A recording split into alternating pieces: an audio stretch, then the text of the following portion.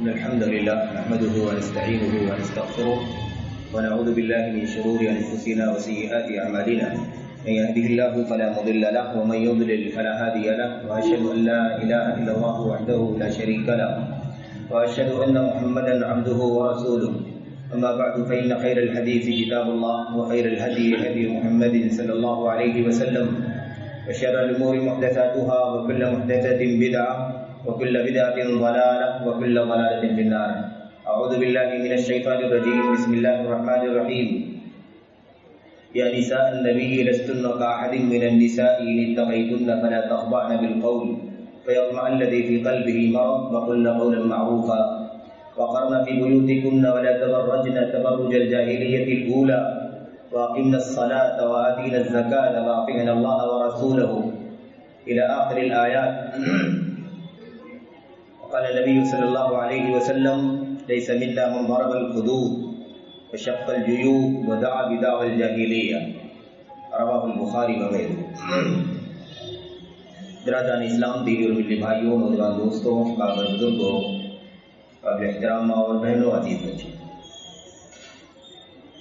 یہ مہینہ جس سے ہم اور آپ گزر رہے ہیں محرم کا مہینہ ہے.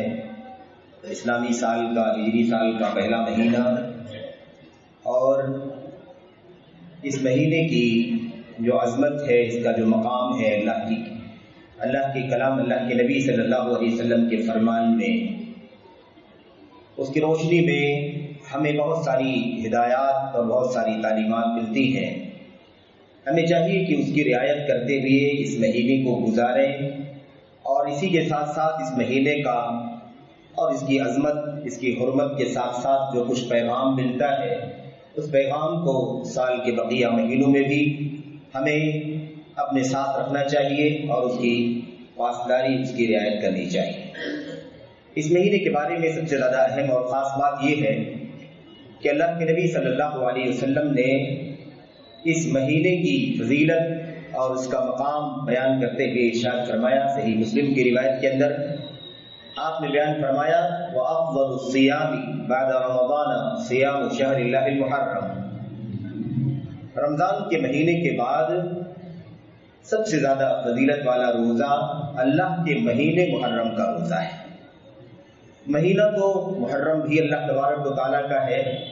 اسی طرح سے پورا سال 12 مہینے ذی الحجہ تک سب کچھ اللہ تبارک و تعالیٰ ہی کا ہے. لیکن ظاہر ہے کہ اس مہینے کی خصوصی عظمت ہے، اس کا خصوصی مقام ہے.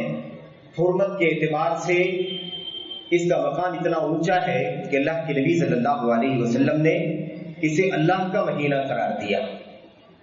اور یہ قاعدہ اور یہ اصول ہم جانتے ہیں کہ یوں تو ساری چیزیں اللہ تبارک و تعالیٰ ہی کی ہیں، لیکن اگر کسی چیز کو خصوصی طور پر اللہ تعالیٰ کی نسبت ہو جائے تو اس کا مقام بڑھ جاتا ہے، اس کی عظمت زیادہ ہو جاتی ہے، اس کی شان بلند ہو جاتی ہے.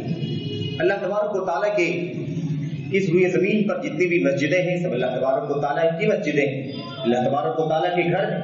لیکن خانہ کعبہ کو اللہ تبارک و تعالیٰ نے بیت اللہ الحرام کہا، بیت اللہ المحرم کہا. اللہ تبارک و تعالیٰ کا حرمت والا گھر، اس سے اللہ تبارک و تعالیٰ کے گھر خانہ کعبہ کا مقام واضح ہوتا ہے. اسی طرح سے اور بہت ساری مثالیں ہیں. رسولوں کو، نبیوں کو اللہ تبارک و تعالیٰ نے اپنی طرف منسوب کیا. ہمارے بندے عبدنا. اللہ تبارک و تعالیٰ سے جس چیز کی بھی نسبت ہو جاتی ہے اس کا مقام بڑھ جاتا ہے. میرے بھائیوں، اللہ تبارک و تعالیٰ کا مہینہ ہے یہ. اس کا مطلب یہ ہے کہ بڑی اہمیت ہے اس کی، بڑا مقام ہے اس کا. رمضان کے بعد اس کی وضاحت ہے کہ رمضان کے بعد سب سے زیادہ فضیلت والا روزہ اس مہینے کا روزہ ہے. تو یہ تو عمومی طور پر اس مہینے کی فضیلت کی بات ہو گئی. خصوصیت کے ساتھ ہمارے سامنے جو حدیثیں ہیں جن میں مختلف پیرائے سے، مختلف انداز سے ہمیں وہ روایتیں ملتی ہیں کہ نبی کریم صلی اللہ علیہ وسلم جب ہجرت کر کے مکہ سے مدینہ تشریف لائے تو آپ نے دیکھا کہ مدینے کے یہود اہل کتاب اس مہینے کی 10 تاریخ کو عاشورہ کو روزہ رکھ رہے ہیں. اللہ کے نبی صلی اللہ علیہ وسلم مدینے میں آنے کے بعد آپ نے دیکھا کہ یہودی روزہ رکھتے ہیں، اہل کتاب روزہ رکھتے ہیں. اس کا مطلب یہ نہ سمجھیں کہ مکے میں جب آپ تھے ہجرت سے پہلے تو آپ اس روزے کو نہیں جانتے تھے. آج اس روزے کو جانتے تھے لیکن اس حیثیت سے نہیں جانتے تھے کہ یہ اہل کتاب سے بھی اس کا کوئی تعلق ہے، کیونکہ زمانے جاہلیت میں یہ روزہ رکھا جاتا تھا. مکے کے لوگ بھی روزہ رکھتے تھے، قریش کے لوگ بھی روزہ رکھتے تھے، جاہلی لوگ بھی روزہ رکھا کرتے تھے. تو ایک جیسے زمانے جاہلیت میں بہت ساری چیزیں چلتی تھی، ایسے یہ چیز بھی چلا کرتی تھی، اسی حیثیت سے روزہ رکھا جاتا تھا. اور خصوصیت کے ساتھ مکے میں خانہ کعبہ کو غلاف پہنانے کے لیے بھی خصوصیت کے ساتھ عاشورہ کے دن کا انتخاب کیا جاتا ہے، جیسا کہ صحیح بخاری کے اندر موجود ہے وَكَانَ هَذَا الْيَوْمُ تُسْتَرُ فِيهِ الْكَعْبَةُ، اسی دن خانہ کعبہ کو غلاف بھی پہنایا جاتا ہے. تو یہ چیز اس حیثیت سے تو معلوم تھی نبی کریم صلی اللہ علیہ وسلم کو.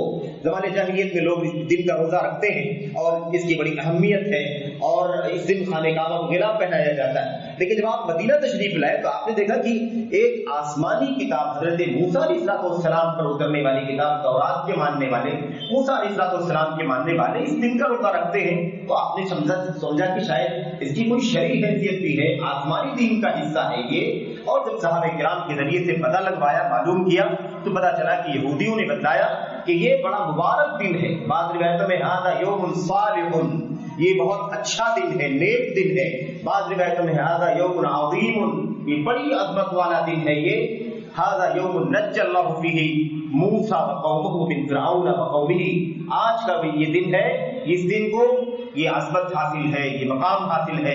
اسی طرح اللہ تبارک و تعالیٰ نے حضرت موسیٰ علیہ السلام اور ان کی قوم کو فرعون اور فرعونیوں سے نجات عطا فرمائی تھی. اسی دن اللہ کے نبی موسیٰ علیہ السلام نے شکر للہ، اللہ تبارک و تعالیٰ کے شکریہ میں روزہ رکھا تھا. اسی لیے ہم اس نبی کے ماننے والے جو ہیں، آپ کے امتی جو ہے روزہ رکھتے ہیں.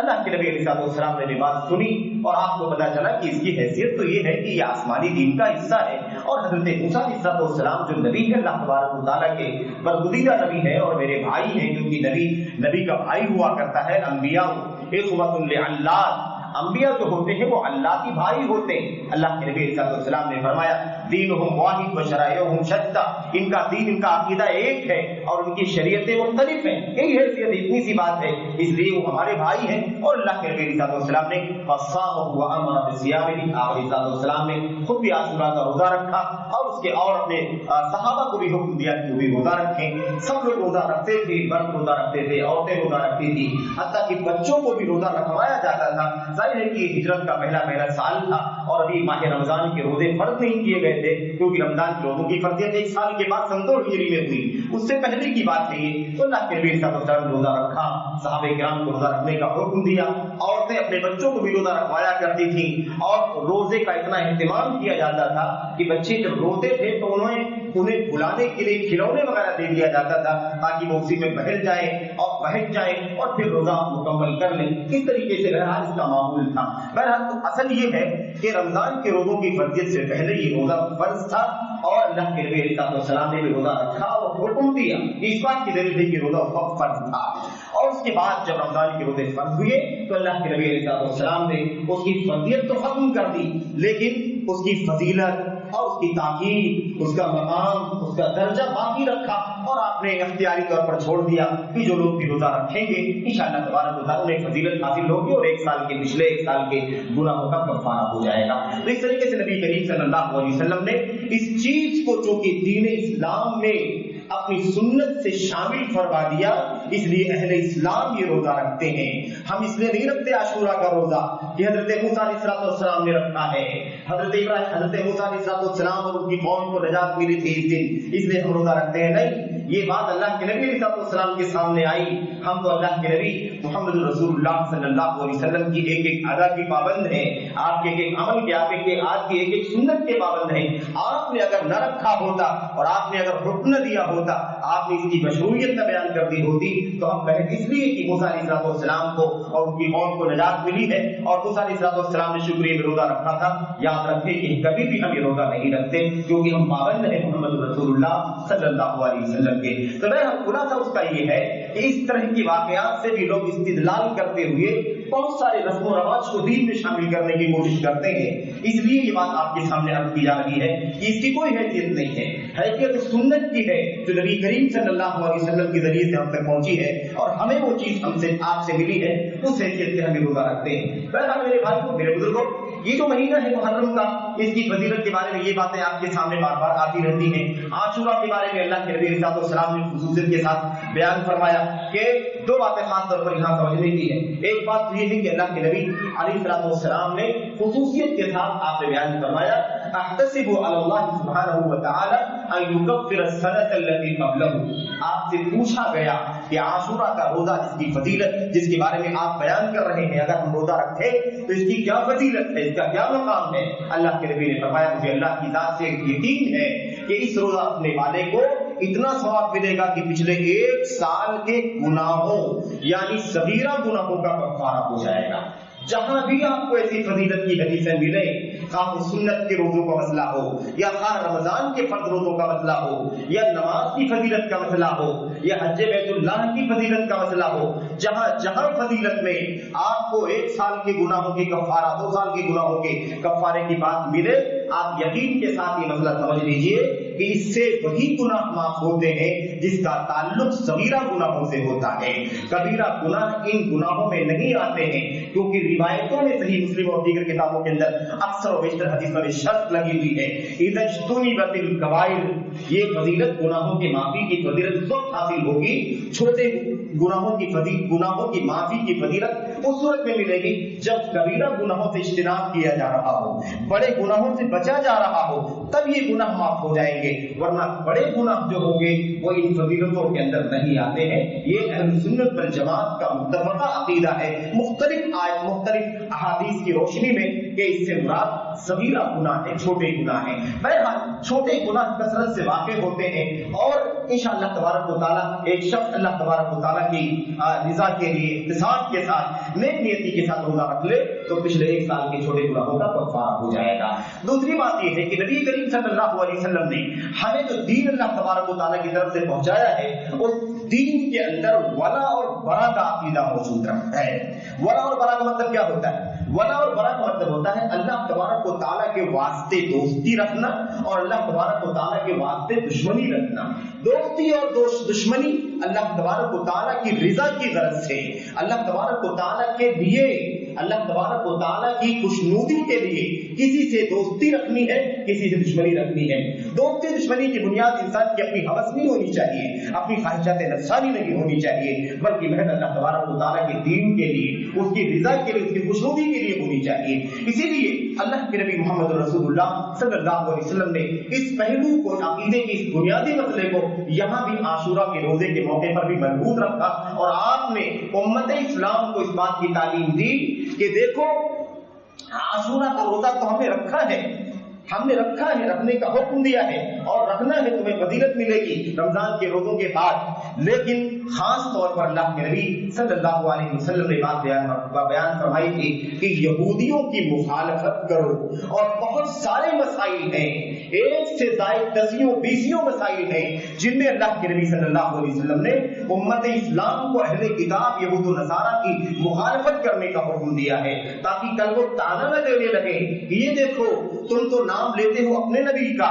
اور مانتے ہو بات ہمارے نبی کی سنت ہے یہ عاشورہ کا روزہ رکھنا، اور تم نے ہمارے نبی کی سنت کو اختیار کر لیا ہے۔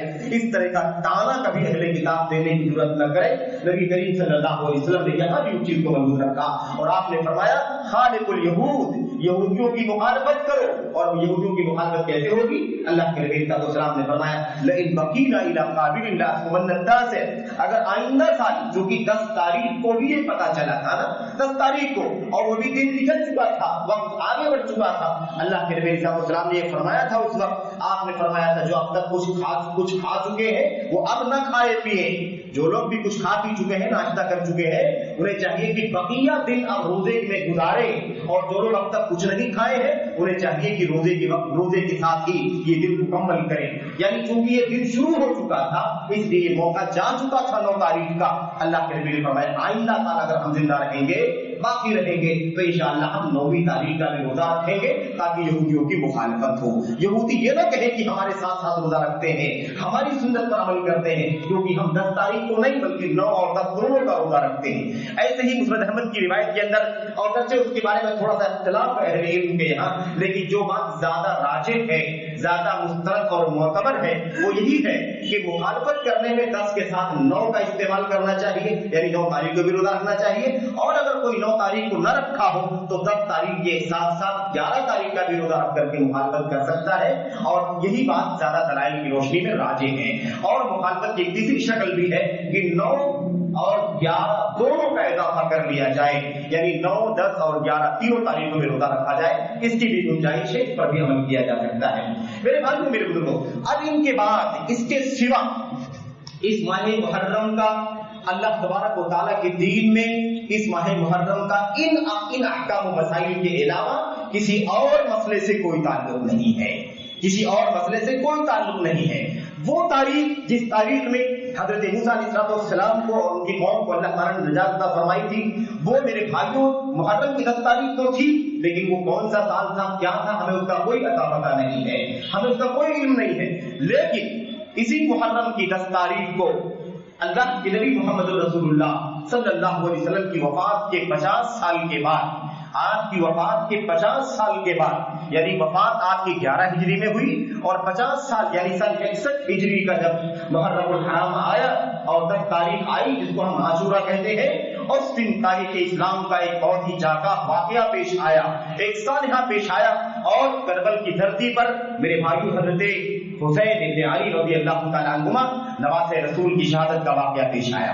اب مسئلہ یہ ہے کہ امت کی بڑی تعداد نے اس کو تو فراموش کر دیا کہ یہ عاشورہ, اس کی شرعی حیثیت, اس مہینے کا مقام اور عاشورہ کا روزہ, اس کی فضیلت, اہل کتاب یہود و نصارہ کی مخالفت کا جو طریقہ بتایا ہے نبی کریم صلی اللہ علیہ وسلم نے, اور دیگر جو احکام اور فضائل اور تقدس اور حرمت کی باتیں ہیں, ان تمام چیزوں کو تو پامال کر دیا گیا, لیکن اس کی جگہ نہ جانے کتنی بدعات نے, نہ جانے کتنی خرافات نے, نہ جانے کتنے ظلم اور زیادتی کے کاموں نے لے لیا. قرآن کریم کے اندر اللہ تبارک و تعالیٰ نے فرمایا تھا, ان 4 مہینوں کا نام لے کر کے, 4 مہینوں کا تذکرہ کر کے, جو 4 مہینے حرمت والے ہیں, جن میں سب سے پہلے حضرت اللہ تبارک و تعالیٰ نے محرم کا مقام رکھا ہے. 4 مہینوں میں فلا تظلموا فیہن انفسکم, ان 4 مہینوں میں اپنے آپ پر ظلم نہ کرو, گناہ نہ کرو, معصیت نہ کرو, کسی بھی طرح سے ظلم و زیادتی کا کام نہ کرو, بلکہ اپنے آپ کو, اپنی زبان کو, اپنے ہاتھوں کو ہر طرح کے ظلم و زیادتی سے بچاؤ. اس کا پورا میرے بھائیوں اس کی پوری مخالفت کی گئی, اور اس کی خلاف ورزی کے اندر لوگ حد سے تجاوز کرنے لگے.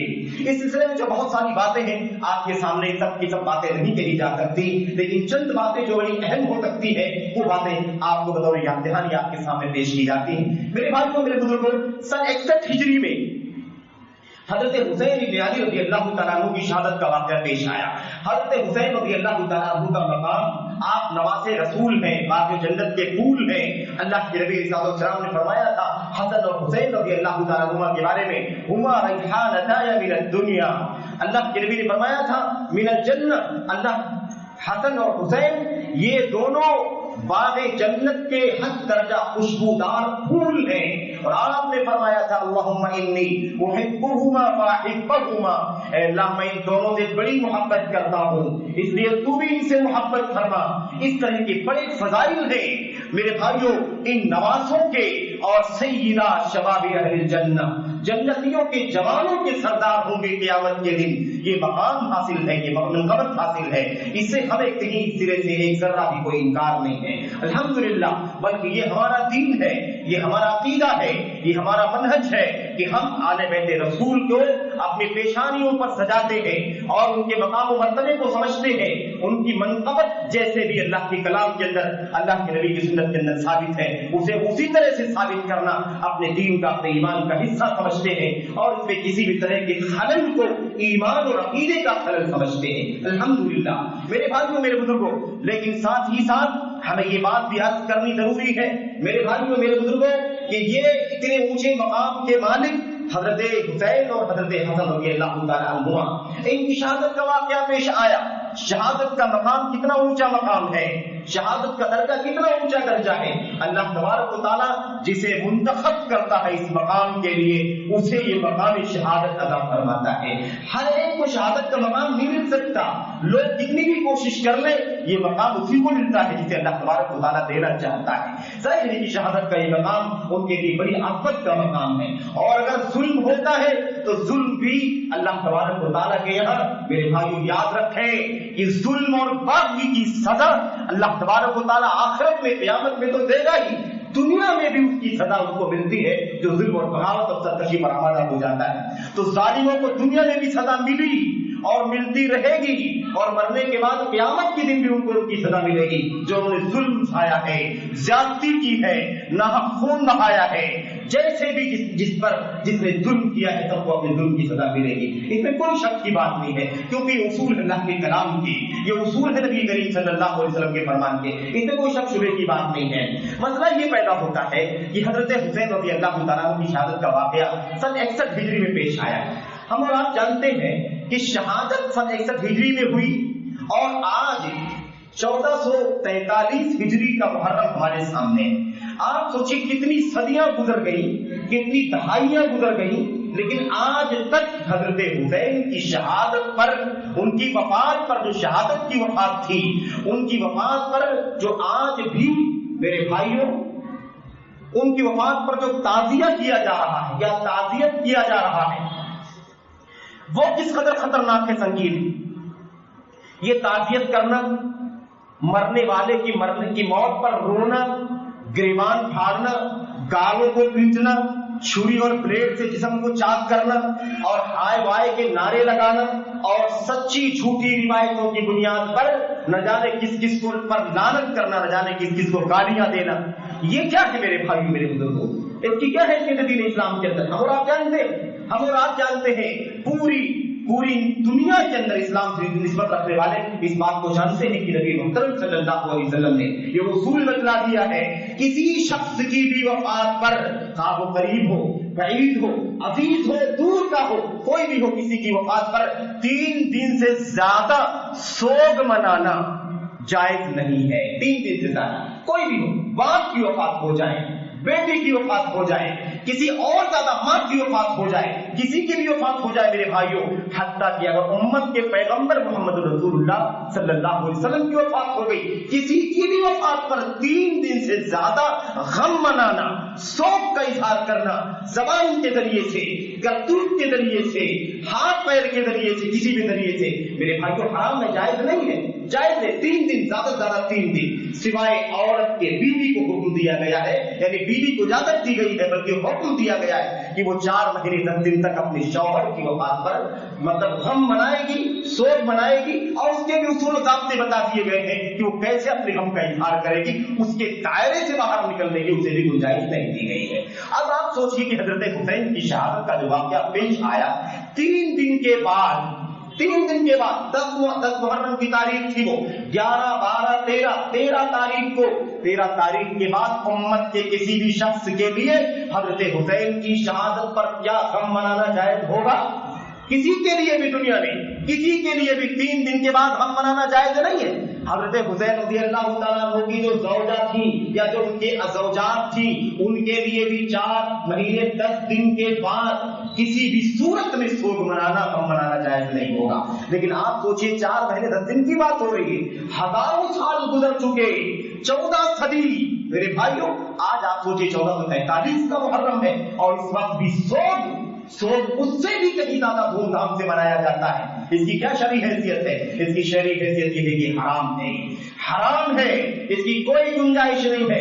اللہ کے نبی محمد رسول اللہ صلی اللہ علیہ وسلم نے فرمایا لیس منا من ضرب الخدود وشق الجيوب وذهب دعوى الجاهليه, اس شخص کا ہمارے دین سے کوئی تعلق نہیں ہے جو سوگ منانے کی وجہ سے, غم ظاہر کرنے کی وجہ سے اپنے گریبان پیٹے, اپنے گریبان چاک کرے, اپنے گالوں پر رخساروں پر تماشے مارے یا بین کرے یا زمانے جاہلیت کی ہائے وائے پکارے, اس کی کوئی گنجائش نہیں. ایسا کرنے والے اللہ کے نبی نے فرمایا لیس منا, उसका हमसे कोई ताल्लुक नहीं है। और रिवायतों में सही मुस्लिम, सही बुखारी वगैरह के अंदर मौजूद है कि 5 सहाबे किराम के घर के लोग रोते रहे, गम मनाते रहे, गम का वक्त चले जाने के बाद 3 दिन के बाद भी गम मनाते रहे, या 4 महीने 10 दिन के बाद भी गम मनाते रहे।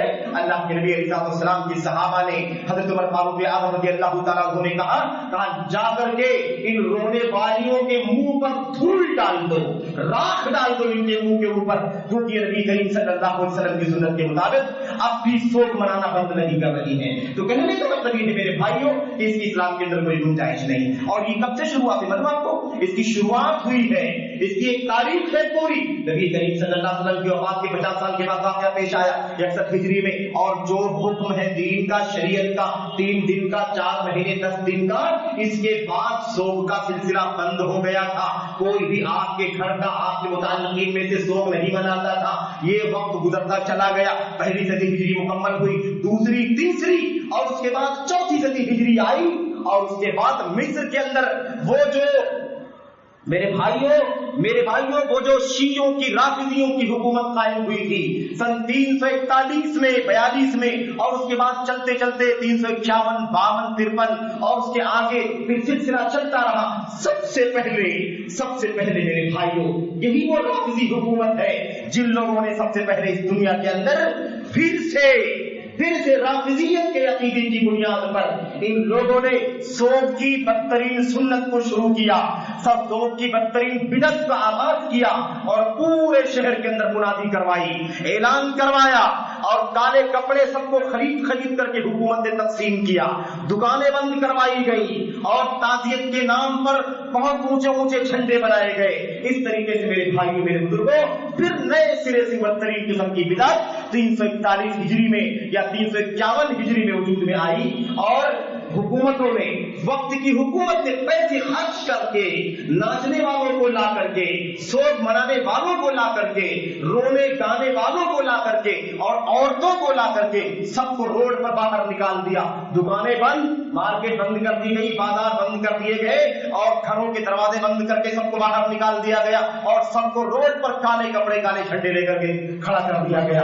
इस तरीके से मेरे भाइयों फिर 1-2-3 सदी के बाद फिर से दोबारा इस बदतरीन बिदअत को शुरू किया गया। और उसके बाद से आप जानते हैं कि अगर हुकूमत तौहीद व सुन्नत की हो तो अल्हम्दुलिल्लाह तौहीद व सुन्नत पर मान चलते हैं, और अगर हुकूमत बिदअत की हो, अहले बिदअत की हो, अहले शिर्क की हो, तो शिर्क व बिदअत पर मान चलते हैं। पूरी तारीख हमारे सामने, और यही हुआ हुकूमतों की ताकत और दौलत की बुनियाद पर इस चीज को बहुत ज्यादा शह मिली, ताकत मिली, और उसके बाद वो जुर्रत भी की गई कि हुकूमत की ताकत की बुनियाद पर, उनके माल और इक़्तिदार की बुनियाद पर मदीने बगदाद यानी शहर बगदाद की मस्जिदों के दरवाजों के सामने लोहे लगाए गए, कतबे लटकाए गए, और बड़ी सराहत के साथ खुलफाए सलासा अबू बकर, उमर, उस्मान और हजरत मुआविया इब्न अबी सुफियान रज़ियल्लाहु ताला अन्हु, इन सहाबे किराम का नाम लेकर के उन्हें गालियां दी गई, और बोर्डों के ऊपर लानत का तज़किरा किया गया, लानत अबू बकर के ऊपर नऊज़ुबिल्लाह, ऐसे ही लानत उमर, लानत उस्मान, ऐसे ही लानत हजरत मुआविया इब्न अबी सुफियान रज़ियल्लाहु ताला अन्हु, इन पर खुले लफ्ज़ों में हुकूमत की ताकत की बुनियाद पर मेरे भाई को लानत की गई, गालियां दी गई। ये सब किसने किया? यही इब्ने पोया दैलमी राफिजी की हुकूमत ने किया। मुइज़्ज़ुद्दौला नाम का वो जालिम राफिजी बादशाह जिसने सबसे ज्यादा इस चीज को परवान चढ़ाया और राफिजियत की बुनियाद रखी। मेरे भाई को, मेरे बुजुर्गों, ये मसला बहुत तेजी के साथ चलता रहा, फिर धीरे धीरे इराक के इलाके में फैल गया, पूरे शहर में मिस्र से निकल करके, और उसके बाद दीगर ममालिक के अंदर भी फैलते चला आया। और आज हम देखते हैं कि जब मुहर्रम का महीना शुरू होने वाला होता है, आगाज होने से पहले ही जितनी सारी तैयारियां होती हैं, उन तैयारियों का माह मुहर्रम के मज़मून कामों से कोई ताल्लुक नहीं होता, सारा ताल्लुक ताज़ियादारी से होता है। हज़रत हुसैन के नाम पर झंडे उठाने के लिए होता है, सहाबे किराम पर लानत मलामत करने के लिए होता है, खुलफाए राशिदीन को गालियां देने के लिए होता है, अज़वाज मुतहहरात हज़रत उम्मुल मोमिनीन आयशा सिद्दीक़ा रज़ियल्लाहु ताला अन्हा को गाली देने के लिए, हज़रत हफ्सा बिन्त उमर रज़ियल्लाहु ताला अन्हा को गाली देने के लिए, और चीज़ा खुलफाए राशिदीन और उनके खानवादे को गाली देने के लिए ये पूरा तामझाम किया जाता है। और जालिमों ने हदीसें भी खड़ी हुई हैं कि जो मुहर्रम की 1 तारीख से लेकर के 9 तारीख तक का रोजा रखेगा उसके लिए अल्लाह तबारक व तआला फिजा में एक महल बनाएगा जिसकी मसाफत 1 मील चौड़ी होगी और 1 मील लंबी होगी, उस घर की मसाफत होगी। ये सारी झूठी रिवायतें, मौजूद रिवायतें लोगों ने शामिल कर दी। मेरे भाइयों, मेरे बुजुर्गों, ये जो जलसे सजाए जाते हैं, स्टेज लगाए जाते हैं, जो पूरी रात जाग करके हम और आप जलसों को सुनते हैं, इन जलसों के अंदर बहुत सारी बातें होती। हजरत हुसैन रज़ियल्लाहु ताला अन्हु की बेजा फजीलत में झूठी बातें, बेसर पैर की बातें, बेअसल बातें बयान की जाती है।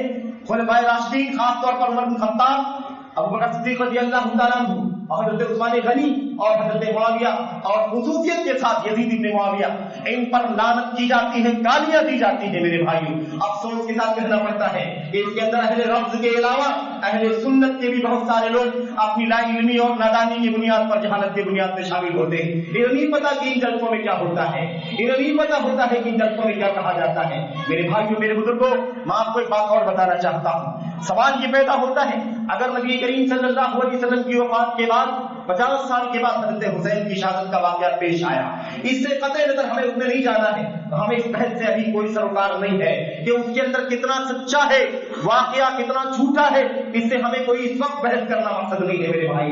लेकिन खुलासा ये है, अगर हमें बात भी करनी है तो सन 61 हिजरी के बारे में बात करनी है, उस वाक़े के बारे में बात करनी है जो करबला की धरती पर पेश आया है, उसके बारे में बात करते हैं। आप बात कीजिए, कोई बात नहीं है। लेकिन सवाल ये पैदा होता है कि इस 61 हिजरी के वाक़े और उसके बाद के वाक़यात पर गुफ्तगू करने का जब मौजू बनता है तो उस मौजू पे, उस मसले पर गुफ्तगू करते हुए उन सहाबे किराम को क्यों गाली दी जाती है जो इस वाक़े से 50 साल पहले वफात पा चुके हैं। कोई 50 साल पहले वफात पाता है, कोई 48 साल पहले वफात पाता है, कोई 40 साल पहले वफात पाता है, कोई 35 साल पहले वफात पाता है। भला 61 हिजरी के इस वाक़े के मौके पर जब बात की जाती है तो अबू बकर सिद्दीक को गालियां क्यों दी जाती हैं, जबकि उनकी वफात तो नबी करीम सल्लल्लाहु अलैहि वसल्लम की वफात के 2.5 साल के बाद हो गई थी।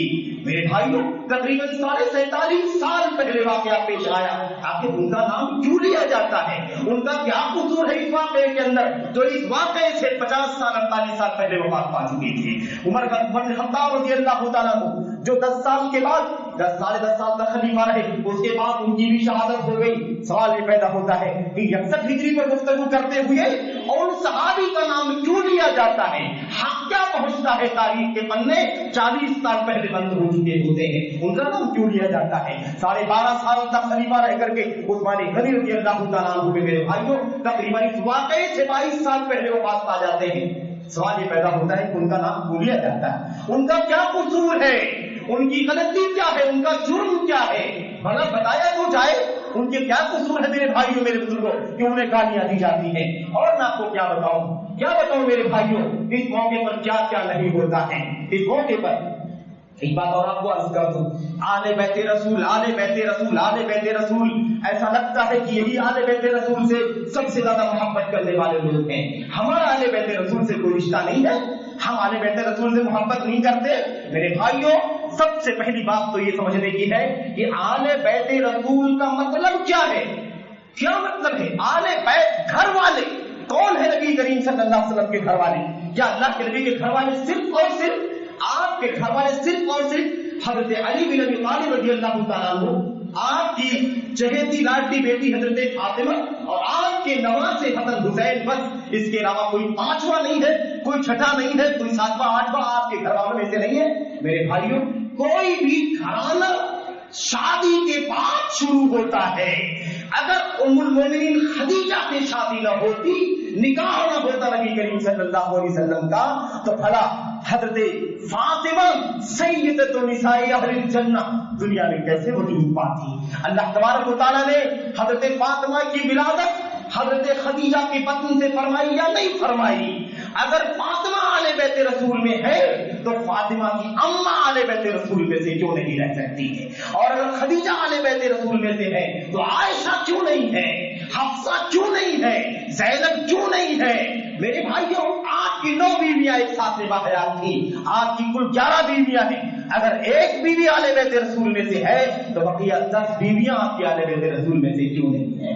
और अगर है तो सवाल ये पैदा होता है कि आले बैत रसूल का नाम लेने वाले और मोहब्बत का दम भरने वाले कैसे एक तरफ मोहब्बत का दावा करते हैं और दूसरी तरफ उसी जबान से हजरत उम्मुल मोमिनीन आयशा रज़ियल्लाहु तआला अन्हा पर लानत करते हैं, उनको गालियां देते हैं। क्या वो आले बैत रसूल में से नहीं है? आपकी चहेती लाडली बीवी है, आपको हबीबतु हबीबिल्लाह, अल्लाह के हबीब की हबीबा है वो, उनको कैसे गाली दी जाती है, उनको कैसे लानत की जाती है? हजरत उमर बिन खत्ताब रज़ियल्लाहु तआला अन्हु की बेटी हजरत हफ्सा बिन्त उमर, अल्लाह के नबी सल्लल्लाहु अलैहि वसल्लम की लाडली चहेती बीवी, अल्लाह के नबी सल्लल्लाहु अलैहि वसल्लम को हर दर्जा प्यारी और ऊंचे मकाम की मालिकन, उनको क्यों गाली दी जाती है? वो भी अल्लाह के नबी सल्लल्लाहु अलैहि वसल्लम की ज़ौजात में से हैं। सवाल ये है, आपको किसने हक दिया? किस किताब की आयत में, किस नबी की सुन्नत ने हक दिया कि आप आले बैत रसूल को अपनी मर्जी से बांट ले और ये तय कर ले कि आले बैत रसूल के अंदर बस हजरत अली, फातिमा, हसन, हुसैन के अलावा कोई चौथा, पांचवा, छठवां नहीं है? ये आपको किसने हक दिया? अल्लाह का कलाम कहता है सबसे पहले अल्लाह के नबी के खानदान में, आपके अहले बैत में, आपके अहले बैत रसूल में सबसे पहले अल्लाह का कलाम कुरान करीम कहता है सबसे पहले अगर कोई आता है तो अल्लाह के नबी सल्लल्लाहु अलैहि वसल्लम की बीवियां आती है, आपकी अज़वाज मुतहहारात आती हैं। और हमने आपके सामने वो आयतें पढ़ी है, अल्लाह तबारक व तआला ने बयान करवाया उसके अंदर। मेरे भाइयों, अल्लाह तबारक व तआला फरमाता है इस आयत करीमा के अंदर, जो आयत करीमा मैंने आपके सामने पढ़ी है, वक्त कम है, उसके अंदर अल्लाह तबारक व तआला फरमाता है लियुज़हिबा इन्नमा युरीदुल्लाहु लियुज़हिबा अन्कुमुर रिज्स अहलल बैत व युतahhirakum तत्हीरा। यकीनन अल्लाह तबारक व तआला चाहता है कि ऐ अहले बैत, ऐ अल्लाह के रसूल के घर वालों, अल्लाह तबारक व तआला तुमसे गंदगी को पाक कर दे, गुनाहों को पाक कर दे और तुम्हें पूरे तौर पर तहारत वाला बना दे, पाक वाला बना दे, पाकी वाला बना दे। अल्लाह तबारक व तआला फरमाता है तुमसे अल्लाह तबारक व तआला गंदगी दूर कर दे और तुम्हें पूरे तौर पर पाक बना दे, पाकीज़ा बना दे। इस आयत करीमा का कहां तज़किरा किया गया है? या निसा अन्नबी लस्तुन्ना का अहद मिनन निसा, ऐ नबी की बीवियों, या निसा अन्नबी, ऐ नबी की बीवियों, लस्तुन्ना का अहद मिनन निसा इन इत्तक़ैतुन्ना, तुम दीगर औरतों की तरह नहीं हो, तुम्हारा मकाम उम्मत की ख़वातीन में सबसे ज्यादा ऊंचा है। इन इत्तक़ैतुन्ना, अगर वाकई तुम तक़वा शिआर हो और वाकई हो, फला तख़दअन बिल क़ौल, तो तुम बातचीत करने में लोच से काम न लो, दबे न रहो, यानी बहुत ज्यादा लचक के साथ बात न करो, वरना जिसके दिल के अंदर बीमारी है वो तुमसे कोई उम्मीद लगा ले, वो तुमसे कोई उम्मीद लगा ले। वक़ुल्ना क़ौलन मारूफा, भली बात किया करो, खुली बात किया करो, सुथरी बात किया करो, भली बात कह करके अपनी बात खत्म कर लिया करो, लोच के साथ, लचक के साथ बात न करो, वरना मुनाफिक दिल वाले कुछ उम्मीद लगा लेंगे तुमसे। अल्लाह ताला फरमाता आगे, वला तबर्रजना तबर्रुजल जाहिलिय्यति वक़रना फी बुयूतिकुन्ना, और अपने घरों के अंदर ही रहो, ज़माने जाहिलियत की तरह बनाओ सिंगार न करो। उसके आगे अल्लाह तबारक व तआला फरमाता है वअक़िमनस सलात, और नमाज कायम करो, वआतीनज़ ज़कात, और ज़कात दिया करो, वअतीअल्लाह व रसूलहु, और अल्लाह की इताअत करो, उसके रसूल की इताअत करो। इन्नमा युरीदुल्लाह, उसके बाद अल्लाह फरमाता है बेशक अल्लाह तबारक व तआला चाहता है कि ऐ अल्लाह के नबी के घरवालियों, ऐ अल्लाह के नबी के घर वालों, अल्लाह तबारक व तआला चाहता है कि तुमसे गंदगी को दूर कर दे और तुम्हें पूरे तौर पर पाक कर दे। किसका तज़किरा है इन आयतों के अंदर? आयतों में तज़किरा किसका है भाई? या निसा नबी, नबी की बीवियों का तज़किरा किया जा रहा है। और तुमने आले बैत रसूल का नाम लेकर के अल्लाह के नबी की बीवियों को बाहर निकाल दिया। हजरत आयशा को गाली देते हो, लानत करते हो, हजरत हफ्सा को गाली देते हो, लानत करते हो मेरे भाइयों, और आयशा को गाली देते हो, आयशा के बाप को गाली देते हो, जो रुए जमीन पर मोहम्मद रसूलुल्लाह सल्लल्लाहु अलैहि वसल्लम को सबसे ज्यादा महबूब था, आपसे ज्यादा अजीज कोई नहीं था नबी करीम सल्लल्लाहु अलैहि वसल्लम को। और उसके बाद हजरत हफ्सा की वालिद हजरत उमर बिन खत्ताब रज़ियल्लाहु तआला अन्हु, जिनका मकाम पूरी इंसानियत में सबसे ज्यादा ऊंचा है अबू बकर के बाद, और नबी करीम सल्लल्लाहु अलैहि वसल्लम को सबसे ज्यादा महबूब अगर कोई था अबू बकर के बाद तो उमर बिन खत्ताब रज़ियल्लाहु तआला अन्हु थे। ये मकाम था, तो तुमने कैसे आले बैत रसूल का फैसला कर लिया। मेरे भाइयों मेरे बुजुर्गों, एक रिवायत पेश की जाती है, मैं तज़किरा कर दूं वरना कोई कहेगा कि हमने एक पहलू छोड़ दिया, एक पहलू पर बात करके अपनी बात साबित कर दी। मेरे भाइयों, सही मुस्लिम के एक रिवायत के अंदर आता है, अल्लाह के नबी सल्लल्लाहु ने एक फिर मुरहल, एक आपने चादर ली और चादर आप ओढ़े हुए थे, इतने में वो बच्चे हजरत हसन खेलते हुए आए, अल्लाह के नबी सल्लल्लाहु ने अपनी चादर के अंदर उन्हें ले लिया। थोड़ी देर के बाद हुसैन चलते हुए आए, अल्लाह के नबी सल्लल्लाहु ने उनको भी अपनी चादर में ले लिया। उसके बाद हजरत फातिमा आई, उनको भी अपनी चादर में ले लिया। हजरत अली आए, उनको भी अपनी चादर में ले लिया। और उसके बाद नबी करीम सल्लल्लाहु अलैहि वसल्लम ने इसी आयत करीमा के एक टुकड़े की तिलावत कर दी, इन्नमा युरीदुल्लाहु लियुज़हिबा अन्कुम अर्रिज्सा अहलल बैत व युतहहिरकुम तत्हीरा। अल्लाह इस आयत करीमा की, अल्लाह के नबी इस आयत करीमा के इस टुकड़े की तिलावत कर दी। अब इस हदीस को, हदीस मुस्लिम शरीफ की है, इस हदीस को लेकर के मेरे भाइयों, इन राफिजियों ने, शियों ने क्या कहा, ये देखो चादर में जितने लोग थे बस इतने ही लोग आले बैते रसूल हैं, क्योंकि अल्लाह के कलाम की जो आयत करीमा अल्लाह के नबी ने पढ़ी वो आले बैते रसूल की आयत करीमा पढ़ी। इससे पता चलता है कि ये सिर्फ हसन हुसैन अली और फातिमा, सिर्फ यही चार लोग आले बैते रसूल के अंदर हैं। सवाल ये पैदा होता है कि आयत करीमा तो पूरी कम से कम पढ़ो तो समझ में आए बात। अल्लाह के नबी ने आयत पढ़ी ये बताने के लिए कि ये सब भी मेरे आले बैते रसूल का हिस्सा है, वरना आयत जहां से पढ़ी है वहां अल्लाह फरमाता है, ऐ नबी की बीवियों तुम अल्लाह के नबी की घरवाली हो, अल्लाह के नबी के आले बैते रसूल में से हो। मेरे भाइयों मेरे बुजुर्गों, अच्छा फिर एक बात और बता दूं मैं आपको, ये लोग बस इतनी रिवायत पकड़कर बैठ जाते हैं, यही रिवायत और डिटेल में, तफसील में मुस्नद अहमद बिन हंबल के अंदर मौजूद है, उसका तज़किरा नहीं करते क्योंकि उसमें उनका मसला बदल जाता है। क्यों? इसलिए कि वहीं पर जहां ये वाकया पेश आया था चादर के अंदर, हसन हुसैन और हजरत फातिमा और अली रज़ियल्लाहु तआला को चादर में लिया, उनको चादर में लिया गया, वहीं पर हजरत उम्मे सलमा भी मौजूद थी रज़ियल्लाहु तआला अन्हा, वहां मौजूद थी। अल्लाह के नबी मैं भी यहीं पर मौजूद हूं। अल्लाह के नबी ने फरमाया, आओ आओ तुम तो बहुत बड़े खैर की तरफ आ रहे हो, इला खैरिन। इसको छोड़ देते, इसका तज़किरा नहीं करते, मुस्नद अहमद बिन हंबल की बिल्कुल सही रिवायत है और इसको छोड़ दिया जाता है। क्यों? इसलिए कि इसके अंदर नबी करीम सल्लल्लाहु अलैहि वसल्लम की ज़ौजा हज़रत उम्मे सलमा का तज़किरा मिलता है, इसलिए इसका तज़किरा कर देंगे तो फिर सारा मसला उनका जो हो जाएगा वो सब का सब जाहिर होकर के रह जाएगा और मकसद साबित नहीं होगा। मेरे भाइयों, खुलासे कलाम ये है कि इस मौके पर ये सहाबे किराम को गाली देना, अबू बकर को, उमर को, उस्मान गनी को और बहुत गंदी गंदी बातें हैं, वो सब कहने का मौका नहीं है मेरे भाइयों। और हजरत सहाबे किराम के साथ साथ हजरत उम्मुल मोमिनीन आयशा सिद्दीक़ा रज़ियल्लाहु तआला अन्हा को, हजरत हफ्सा को, और ऐसे तो ये लोग पूरे, ये लोग, ये शिया राफिज़ी सारे सहाबे किराम को काफिर कहते हैं, कहते हैं सब के सब मुर्तद हो गए थे। नबी करीम सल्लल्लाहु अलैहि वसल्लम की वफात के बाद सिवाय 3 लोगों के, 3 सहाबा का नाम लेते हैं, अबू ज़र ग़िफ़ारी है, हजरत समरा बिन जुंदुब है और हजरत एक और सहाबी, 3 के सिवा कहते हैं सब के सब मुर्तद हो गए। नऊज़ बिल्लाह, इस तरह का अकीदा। सवाल ये पैदा होता है, ये क्या मुहर्रम इसीलिए है? मुहर्रम का ताल्लुक क्या शरीयत इस्लामिया के अंदर? बस यही आशूरा का रोजा और इस महीने की फजीलत और इसका मकाम, इसका दर्जा, इसके सिवा कोई ताल्लुक नहीं तमाम चीजों से। और फिर इस मौके पर हर साल सन 61 के मौके पर बात करने के लिए इन सहाबे किराम को, ज़ादियात को, हज मुतहरात को गालियां दी जाती हैं। अफसोस का मकाम मेरे भाई मेरे बुजुर्गों, और अफसोस इस बात पर खास तौर पर है मेरे भाई कि हमारे बहुत सारे ऐसे भाई जो अल्हम्दुलिल्लाह राफिजियत से, शियत से उनका कोई ताल्लुक नहीं है, लेकिन महज जिहालत और नादानी की बुनियाद पर उन्हें नहीं शऊर है, उनका सर्कल है, उनका पड़ोस है, उनका कारोबार है, उनका मोहल्ला है, उनको नहीं पता है कि कौन क्या कर रहा है, बस एक धूम है, अंधेर नगरी है मेरे भाई, और लोग फिर उन्हीं के साथ हो जाते हैं, वही अकीदे, वही नारे, या हुसैन, और फिर जिंदाबाद मुर्दाबाद के नारे, और ताजिया, अल्लाहु अकबर, 30 35 फुट का लंबा ताजिया। और ताजिया क्या है? हजरत हुसैन की कब्र का उनके मजार का एक नमूना बनाया जाता है, उसके सामने सजदे किए जाते हैं, उनसे मुरादें मांगी जाती हैं, सर टेका जाता है, उनके सामने दुआएं की जाती हैं, नजर नियाज मांगे जाते हैं, चढ़ावे चढ़ाए जाते हैं, ये सब होता है। तो आप देखिए ये अकीदा किस कदर गंदा है, इसके अंदर शिर्क भी है, بدعت بھی ہے، محرمات بھی ہے، صغیرہ بھی ہے، کبیرہ بھی ہے، صحابہ کو گالیاں، صحابیات کو گالیاں.